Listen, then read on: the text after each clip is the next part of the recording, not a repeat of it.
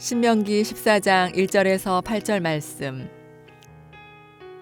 너희는 너희 하나님 여호와의 자녀이니 죽은 자를 위하여 자기 몸을 베지 말며 눈썹 사이 이마 위에 털을 밀지 말라. 너는 내 하나님 여호와의 성민이라. 여호와께서 지상 만민 중에서 너를 택하여 자기 기업의 백성으로 삼으셨느니라. 너는 가증한 것은 무엇이든지 먹지 말라. 너희가 먹을 만한 짐승은 이러하니 곧 소와 양과 염소와 사슴과 노루와 불구스름한 사슴과 산 염소와 볼기가 흰 노루와 뿔이 긴 사슴과 사냥들이라. 짐승 중에 굽이 갈라져 쪽발도 되고 새김질도 하는 모든 것은 너희가 먹을 것이니라. 다만 새김질을 하거나 굽이 갈라진 짐승 중에도 너희가 먹지 못할 것은 이것이니 곧 낙타와 토끼와 사반, 그것들은 새김질은 하나 굽이 갈라지지 아니하였으니 너희에게 부정하고, 돼지는 굽은 갈라졌으나 새김질을 못하므로 너희에게 부정하니 너희는 이런 것의 고기를 먹지 말 것이며 그 사체도 만지지 말 것이니라. 이제 이 뒤에 그 물고기 중에 먹을 만한 건 먹지 말 것, 또 날짐승 중에 먹을 건 먹지 못할 것, 이런 규정들이 쭉 있고, 그 뒤에는 또 11조에 대한 규정이 나오고 이렇습니다.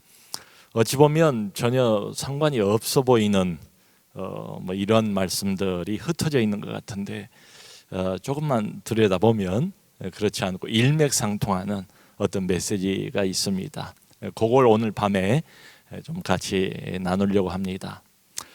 그 어떤 사람이 자기는 매일 성경을 안 해야 되겠다, 웃으면서 농담 반 진담 반으로 그렇게 이야기를 했어요. 근데 왜 이 사람이 매일 성경을 안 하려고 하는가? 그 이제 이유가 들을만 합니다. 매일 성경을 하면 거기에 그 딱 두 가지를 늘 이렇게 묻는 게 나오잖아요. 하나님은 오늘 본문에서 어떤 분이신가? 그리고 또 하나는 내게 주시는 교훈이 무엇인가? 이걸 이제 물어봐요. 또 그걸 적용하라고 그러죠. 그 구체적인 생활에 적용하라. 거기까지 가야 돼요. 그런데 하다 보니까 하나님께서 점점 심한 요구를 자기에게 하시더라 이 말이죠. 그래서 두렵다는 거예요. 이러다가 나중에 하나님이 너 선교사 나가라, 너 신학교 가라, 목사 되라, 이럴까 봐서 자기는 매일 성경하기가 좀 어렵다, 두렵다. 그러니까 다른 말로 표현을 해보면 하나님과 가까워지는 것 자체가 좀 두렵다. 솔직하게 하나님이 너무 지나친 요구를 내게 하실까 봐서, 내 자유가 완전히 박탈당할까 봐서 신앙생활을 적당히 하는 건 좋은데 너무 이제 종교적이 될까 봐서 자기가 그러면 이제 사는 재미가 별로 없잖아요. 하고 싶은 것도 많고 갖고 싶은 것도 많고, 그런데 여기에 꽉 묶여서 아무것도 못하고 세상 재미를 전혀 누리지 못할까 봐서 그것도 두렵다. 한마디로 많은 우리 신자들이 속마음은 그런 것 같아요. 신앙생활 포기는 안 하지만 이것만으로는 살 수 없다. 그러므로 신앙생활과 세상 즐거움을 적당하게 병행하기를 대부분 많이 바라지 않을까 싶어요. 그리고 그게 가능할 것이라고 우리는 생각을 합니다. 한마디로 신앙생활은 주일로 좀 제한을 하고, 그리고 신앙이 깊어갈수록 또 봉사하고 싶은 생각도 들잖아요. 근데 그 봉사도 언제로 제한하겠어요? 오직 주일로 모든 것을 다 땜질을 하는 거지요. 그리고 거기에 더해서 이제 교회에 11조까지 내면 그래도 나는 비교적 괜찮은 신앙이 아닌가, 이런 가정들을 가지고 살아가는 것이 아닐까 싶어요. 자, 그런데 문제는 그건 우리 생각이고, 과연 하나님의 생각은 뭘까요? 여기에 대한 하나님의 요구는 뭘까요? 우리 하나님도 우리처럼 주일만 하나님의 백성답게 살기를 바라실까요? 거기에 만족해야 하시는 분일까요? 여러분, 이렇게 한번 생각을 해보지요. 우리 이제 요즘 교회가 많이 세상에 지탄을 받지 않습니까? 신자가 또 기독교가 참 얼굴을 내밀 수가 없어요. 비판을 많이 받고 살고 있어요. 그런데 이게 이상한 일은 아니에요. 사도행전에도 보면 핍박받는 이야기가 나와 있고, 예수님부터 뭐라고 말씀하셨습니까? 세상이 나를 핍박하였으므로 반드시 너희도 핍박할 것이다 라고 우리의 구주가 먼저 그렇게 말씀을 해주셨어요. 그걸 이상하게 생각할 필요는 없어요. 자, 그런데 문제가 되는 것은 세상이 우리를 핍박하고 비판하는 이유입니다. 그 전에는 우리 한국 교회가 말하자면 살아 있었어요. 하나님의 백성 다 왔어요. 뭔가 세상과 분명한 구별이 갔어요. 그러니까 빛이 어둠에 가까이 가면 어둠이 불편하지 않겠습니까? 자신들은 어둠인데 저쪽은 빛이에요. 다르게 살아요. 거룩하게 살아요. 그러니까 불편한 거예요. 그러니까 세상과 너무 구별이 되니까 그것 때문에 우리들을 싫어하기도 하고 비판하기도 하고 그랬지요. 근데 오히려 지금은 반대입니다. 지금은 왜 우리가 지탄을 받습니까? 세상과 너무 구별이 안 되기 때문에 비판을 받는 거지요. 그 마태복음 5장 13절을 보면 예수님께서 새 시대의 새로운 백성들 공동체에 관해서 말씀을 하시는데요. 새 백성, 새 공동체를 이렇게 정의하십니다. 너희는 세상의 소금이니. 너희는 세상의 뭐라고요? 우리가 소금이래요. 근데 중요한 것은 장소가 문제입니다. 어디에서 소금이래요? 세상 밖에서 소금이 아니고 저기 산속의 소금이 아니고 무인도에 나홀로 떨어져서 소금이 아닌 거예요. 우리가 살아가는 세상 한 복판에서 우리가 소금 노릇을 해야 된다. 그러니까 하나님의 백성으로서 하나님의 백성의 표현을 어디서 해야 되는가 하면 바로 세상 한복판입니다. 여러분 예를 들면 참 아쉽고 안타까운 일이긴 하지만 또 많은 현실이 그래요. 교회 안에서는 직분자입니다. 봉사도 열심히 하고 헌신도 참 남달리 많이 해주시는 이런 귀한 분이에요. 교회 안에서는. 내 문제는 교회 밖이에요. 세상 안에서예요. 과연 우리가 거기서도 소금인가?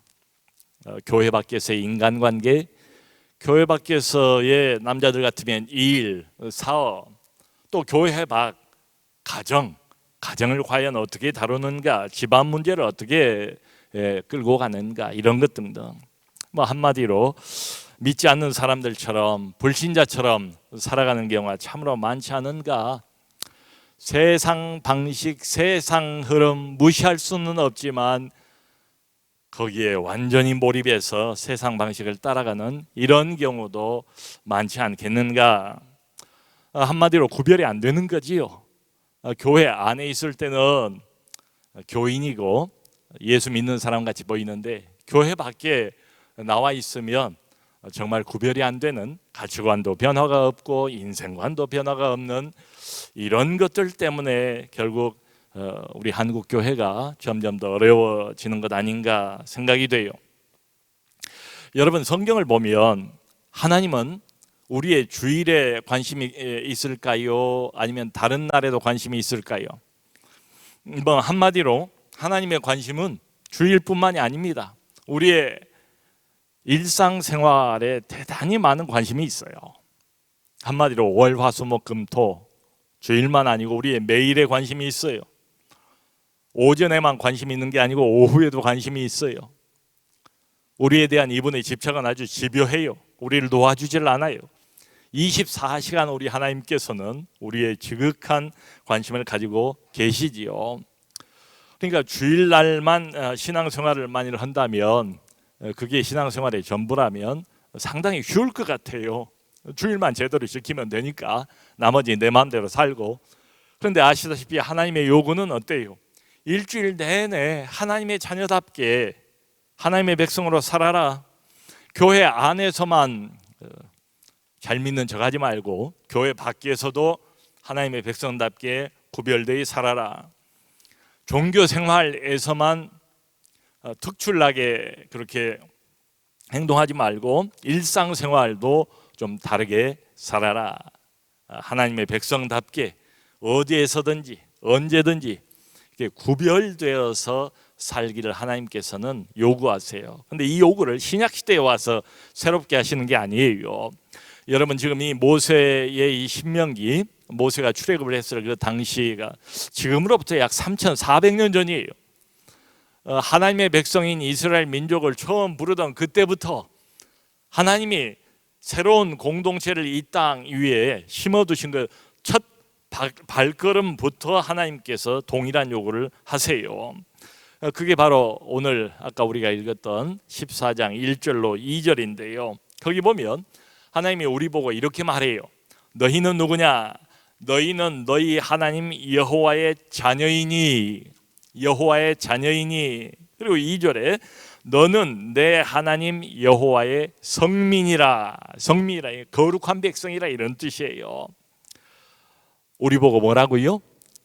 구원하셔서 애굽 땅 암흑을 빠져나오게 하시고 홍해를 가르고 그리고 적과 꿀이 흐르는 가나안 땅으로 지금 인도해 가고 있는 이 특별한 백성을 하나님께서 딱 두 가지로 정의를 하십니다. 너희는 여호와 하나님의 사랑받는 자녀다. 또 하나는 하나님께서 이 땅의 많은 민족들 중에서 너희만 택했다. 그런 의미에서 너희는 구별된 백성이다. 하나님에게 거룩한 백성이다. 그렇게 말씀하세요. 그러니까 어디로부터 구별됐는가, 어떤 점에서 구별됐는가 말씀드린 것처럼 종교적인 면에서만 구별된 게 아니고 일상생활 모든 면에서 너희들은 구별되었다. 그걸 잊지 말라. 그러므로 모든 면에서 매일의 생활 속에서 세상 한복판에서 하나님의 자녀답게 살아다오, 하나님의 백성답게 살아다오, 이게 하나님의 요구예요. 신약식으로 말하면 세상 속에 소금이 되어다오. 제발. 아브라함을 부를 때부터 사실은 하나님께서 이런 사명을 주셨죠. 너는 복의 근원이 될지라. 그리고 지금도 마찬가지입니다. 우리가 하나님을 온 세상에 전달하는 복의 통로라고 성경은 줄기차게 처음부터 계속 언급하고 있어요.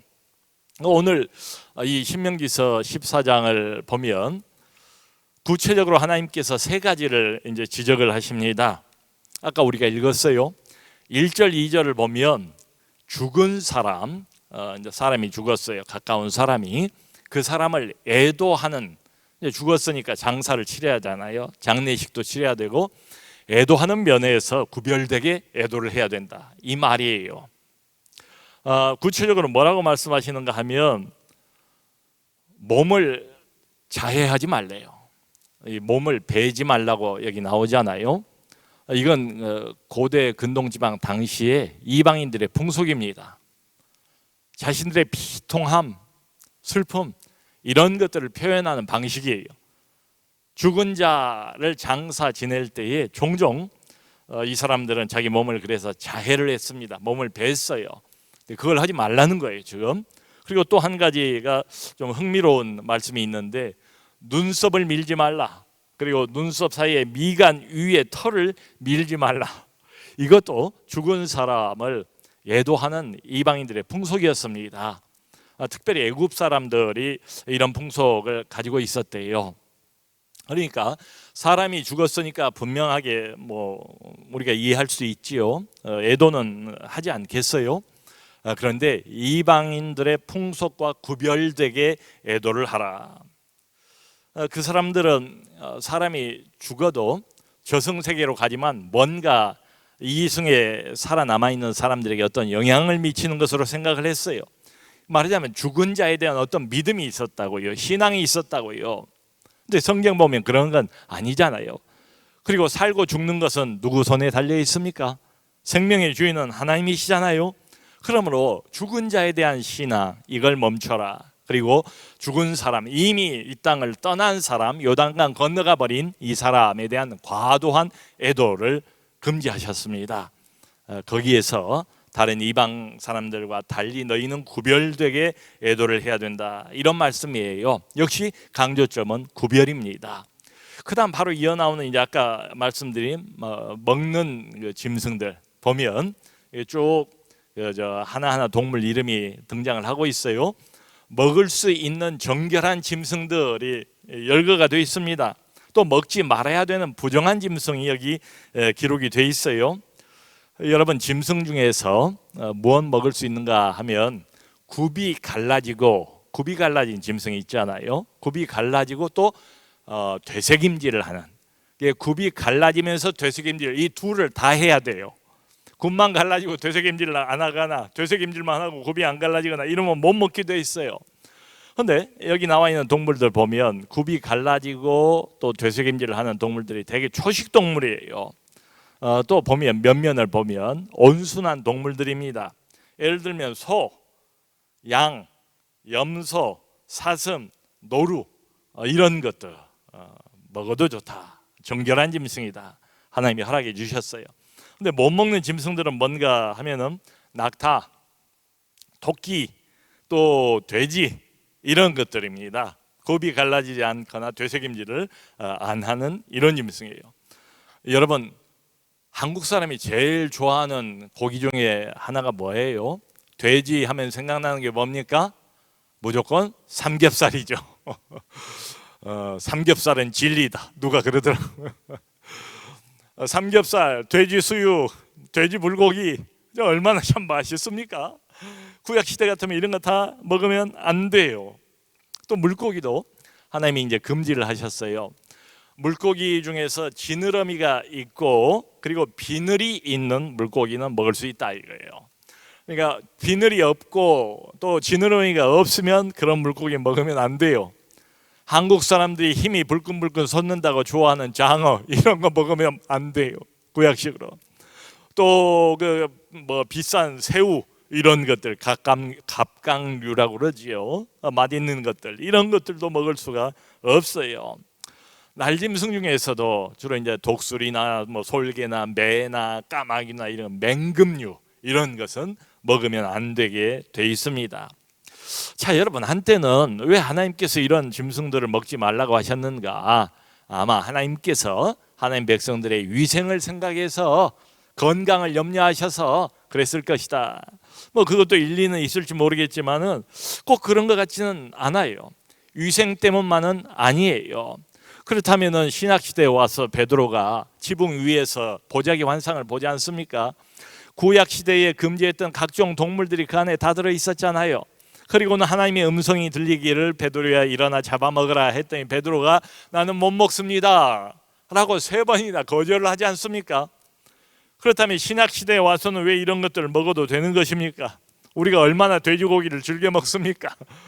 선짓국을 좋아합니까? 지금은 다 먹어요. 그러니까 위생 때문만은 아니다. 하나님 본인이 신약 시대에는 베드로를 필두로 해서 이런 것들 다 잡아먹으라 라고 말씀을 하시잖아요. 시대가 달라졌다고 말씀하시잖아요. 복음 안에서 이런 것들이, 율법에 이런 금지사항들이 제거되었다고 말씀하시지 않습니까? 자, 그렇다면 왜 구약 시대에는 이런 것들을 금지하셨을까? 금지하신 이유는 정확하게는 몰라요. 학자들도 몰라요.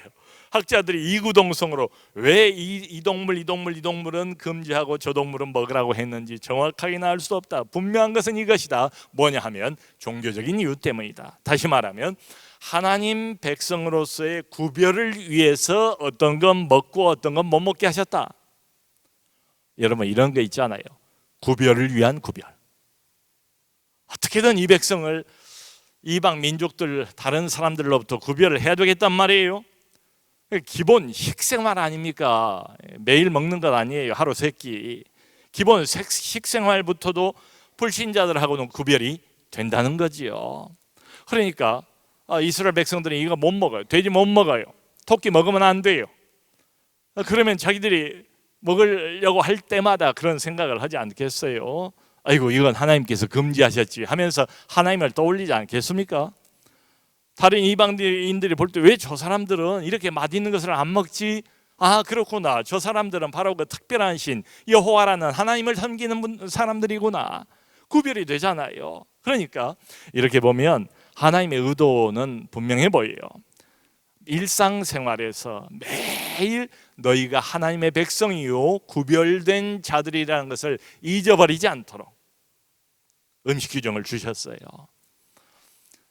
그러니까 이 부분에서 매일매일 하나님을 기억하고 떠올리도록 음식 규정을 주시지 않았는가.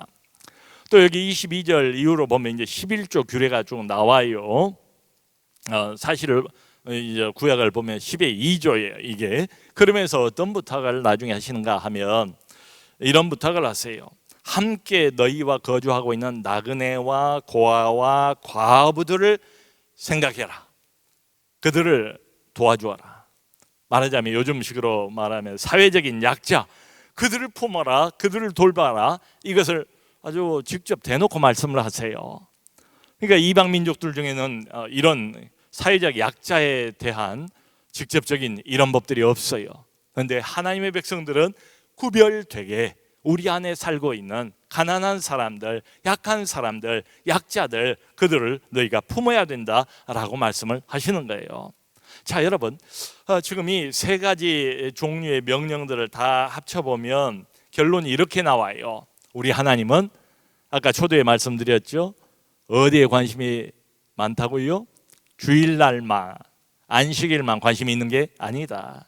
우리의 일상생활, 매일의 생활에 관심이 대단히 많다. 음식이라는 것은 매일 먹지 않습니까? 세 끼를 먹지 않습니까? 가까운 사람, 장례, 사람 죽는 것은 언제든지 어디서든지 일어날 수 있는 일이잖아요. 바로 이런 매일의 삶에서, 생활에서 다른 불신자들과는 다르게 생각해야 된다. 다르게 행동해야 된다. 세상 흐름을 따르지 말라. 세상 방식을 따라가지 말라. 구별되게 살아라. 이 말씀이죠. 여러분, 그때나 지금이나 이건 똑같은 것 같아요. 온 세상은 여전히 죄로 인한 담심, 죄로 인한 탐욕이 가득합니다. 온 세상은 인간의 죄의 DNA가 어디 가겠어요? 모세 때나 지금이나 수천 년이 지나갔지만은 자기만 생각하는 이기주의로 가득해 있어요. 그런데 신약에 와서 예수님께서 이것을 어떻게 표현하십니까? 율법에서 우리가 자유롭게 됐지만은 대신 그리스도의 법이 있잖아요. 그것을 우리는 사랑의 법이라고 부르지 않습니까? 너희는 이 세상 캄캄한 죄로 어두워진 세상 한복판에 살면서도 여전히 구별된 하나님의 백성으로 살라, 이런 말씀이지요. 자, 여러분, 이 애도에 관한 이 명령, 그리고 몸에 관한 이 음식에 관한 이 명령을 가만히 들여다보면 이게 다 뭐에 대한 규정인가 하면 우리 몸에 대한 규정이에요. 몸을 자해하지 말라고 그랬잖아요. 하나님이 주신 이 신체, 근데 그 함부로 이거 밀지 말라, 이런 명령을 하지 않습니까?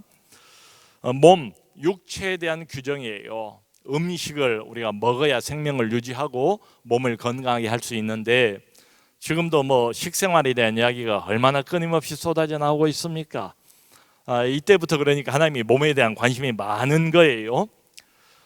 이렇게 보면 하나님께서 우리에게 이런 요구를 하시는 셈이죠. 하나님의 백성들, 하나님의 자녀는 몸을 구별되게 사용할 줄 알아야 된다.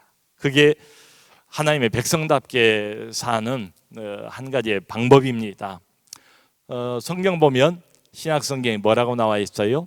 우리의 몸은 성령의 전이다, 이렇게 돼 있죠. 성령의 전이래요.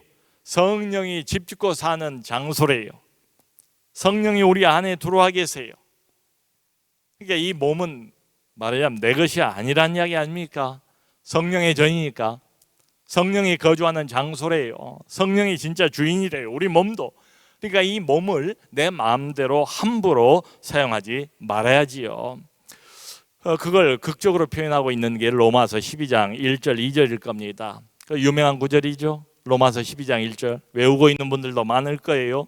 뭐라고 바울이 말하는가 하면 1절에 너희 몸을 하나님이 기뻐하시는 거룩한 산제사로 드리라. 아주 직접적인 명령이에요.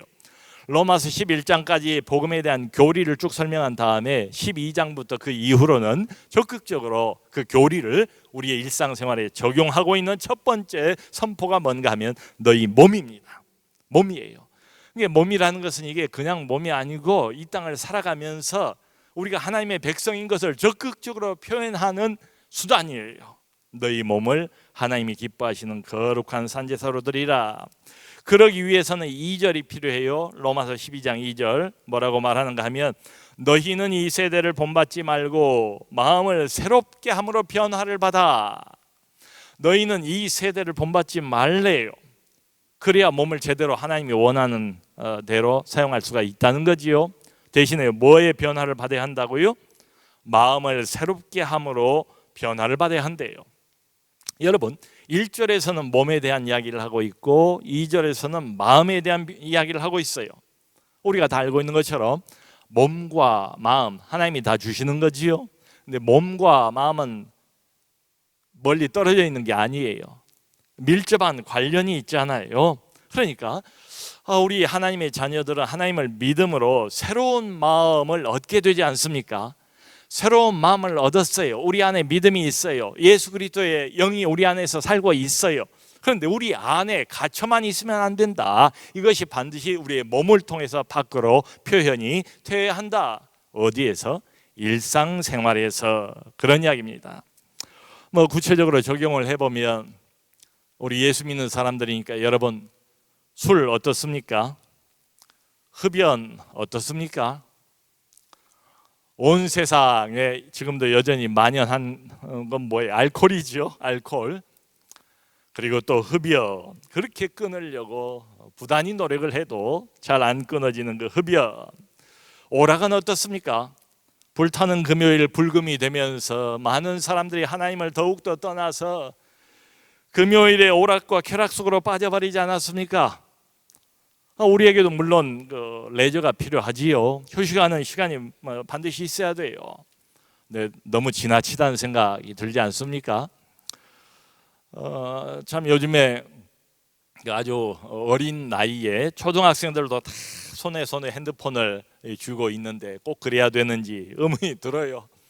좋은 점도 있겠지만 이걸로 인한 온갖 폐해들, 특별히 어린 나이에 10대 때부터 인터넷에 중독된다는 이런 이야기들, 인터넷이 주는 유익도 있겠지만은 청소년들을 어둠 속으로 그냥 몰아가 버리는 이런 폐해들을 우리가 바로 가까이서 보고 있지 않습니까? 이런 것들 우리가 살고 있는 현장이에요. 우리가 몸담아서 숨쉬면서 살고 있는 이 현장 한복판에서 조금만 방심을 하면 소금은커녕 우리도 세상 어둠에 금방 물들고 말 거예요. 그러니까 우리 하나님께서는 어디에 관심이 있는가 하면 이런 온통 지금도 가진 유혹과 시험거리와 이런 것들로 가득 차 있는 세상 한복판에서 하나님의 백성답게 살 것을 우리에게 부탁하시는 거지요. 요구이기도 하지만 부탁이라는 생각이 많이 들어요. 너희밖에는 없다. 이 땅 온통 어둠인데 빛이 될 수 있는 유일한 사람들은 바로 너희밖에 없다 하면서 하나님께서 우리에게 부탁하시는 것 아닌가. 하나님 백성답게 절제하면서 살 것을 부탁하시는 거죠. 조금이라도 세상의 빛으로 소금으로 하나님의 백성답게 세상 흐름 따라가지 말고 세상 흐름을 조금은 거슬러 가면서 구별되게 살 것을 요구하고 계시는 것 아닌가. 네, 여러분 솔직히 우리가 예수 믿는 사람들이지만 이게 쉽습니까? 조금만 방심하고 넋을 놓고 있으면 나도 모르게 어느새 세상 흐름을 따라가고 있잖아요. 그러므로 부단히 깨어 있을 수밖에 없다. 이 사회의 거대한 흐름과 분위기를 결코 무시할 수가 없어요. 우리는 시시각각으로 그 사회의 어둠의 영향을 받고 살기 마련이니까요. 여러분 하나님의 자녀답게 하나님의 백성답게 일상생활을 우리 한번 생각해 봅시다. 어떤 문제 만났을 때 내가 먼저 양보를 하나요? 하나님의 백성답게? 내가 먼저 친절을 베푸나요? 하나님의 자녀답게? 이 질문 하나면 충분히 대답이 나오지 않을까 싶어요. 그러니까 이런 일상생활에서 우리가 별로 깊이 생각하지 않고 만나고 처리해버리는 이 문제들, 이 문제들에서 나 먼저 모든 세상 사람들이 다 가지고 있는 그 기본 심리 말이에요. 나 먼저 이 이기주의 심리를 갖고 있으면 결코 구별되게 살 수가 없지요. 좁은 길을 가라고 그랬는데 좁은 길이 쉽겠습니까? 나의 십자가를 지고 따라와야 내 제자가 된다고 그랬는데 십자가 지는 일이 쉽겠냐고요? 결코 쉽지는 않지요. 그러므로 여러분, 이런 쉽지 않은 소금 역할을 해야 되는 참 막중한 부탁을 우리가 하나님으로부터 받고 있는데, 그걸 그래도 좀 쉽게 해볼 수 있는 비결이 뭔가 하면 바로 모델입니다. 모델. 좋은 모델이 내 옆에 있으면 그게 큰 격려가 돼요. 아, 저 사람 하는구나. 아, 저렇게 할 수도 있구나. 저렇게 살 수도 있구나. 나도 해봐야 되겠다. 격려도 되고 도전도 되고 그러지요. 그 모델이 되어줘야 하는 사람들이 저는 조장 목자들이다 이렇게 생각을 해요. 뭐 부담이 되시겠습니다만은 영적 리더이기 때문에 어쩔 수가 없어요. 마치 이 조장들과 목자들은 어둠 속, 세상 한복판의 어둠 속인데 거기서 반짝거리는 등불과 같지 않은가. 우리 목원들이 힘들고 지치고 낙심하고 쓰러지고 잘못 판단하고 이럴까 저럴까 망설이고 어떤 선택이 정말 하나님이 주시는 선택인가 궁금해하고 있을 때에 쳐다볼 수 있는 등불과 같은 존재가 바로 우리 조장들, 목자들 아닌가. 여러분, 이게 뭐 저도 마찬가지입니다만은 어쩔 수 없는 영적 리더의 숙명인 것 같아요. 리더부터 사실은 구별되게 살아야 되지 않겠습니까? 그러니까 내가 이 사람들을 위해서 무슨 일을 할 것인가, 내가 교회에서 그리스도를 위해서 무슨 사역을 할 것인가, 이거 생각하지 마세요. 그거 다 내려놓고 가장 우선적인 과제가 뭔가 하면 내 스스로 하나님 앞에서 오늘 매일 하루하루를 어떻게 구별되게 살 것인가, 이게 가장 큰 과제가 아닌가. 근데 솔직하게 우리 이렇게 못 살아요. 그래서 낙심이 되지요. 그래서 필요한 게 뭔가 하면 목장 공동체다 이 말입니다. 나 홀로 다 떨어져 있으면은 뭐 이게 막 나가도 누가 뭐라고 하는 사람도 없고 자극 받을 것도 없고 계속해서 깊고 깊은 어둠의 심연으로 빨려 들어가 버릴 거예요. 그래도 일주일에 한 번씩 목장이라는 게 있어서 거기에서 내 영혼이 자극을 받고 격려를 받고 도전도 받고 큰 힘도 받고, 그게 목장의 역할입니다. 그런 의미에서 우리는 모여야 돼요.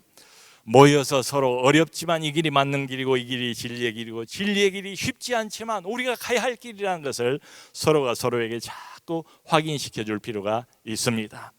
다음 주부터 시작되는 목장을 기대하시고 열심히 잘 참석해 주시기를 바라고, 모쪼록 목장에서 큰 하늘의 힘을 얻으시고 구별되게 살아가는 우리 모두가 될 수 있기를 주님의 이름으로 축원합니다.